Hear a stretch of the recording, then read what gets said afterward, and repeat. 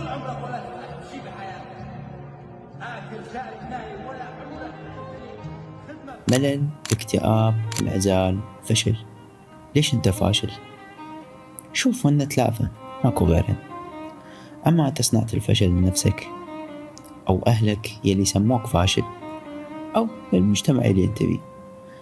إذا كنت أنت صنعت الفشل لنفسك فهذا يعني أنت مو فاشل، أنت متكاسل وما تحب تتعب نفسك على شيء يفيدك.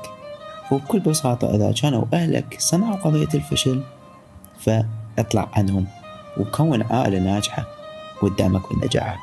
أما إذا كان المجتمع صانع الفشل لك فيا عزيزي غير بيئة مجتمعك وخليها محدودة بأشخاص ناجحين وكلهم إيجابية. بالأخير الموضوع راجع لك، تحب تسمي نفسك فاشل أم متكاسل؟ اختار طرفك صح.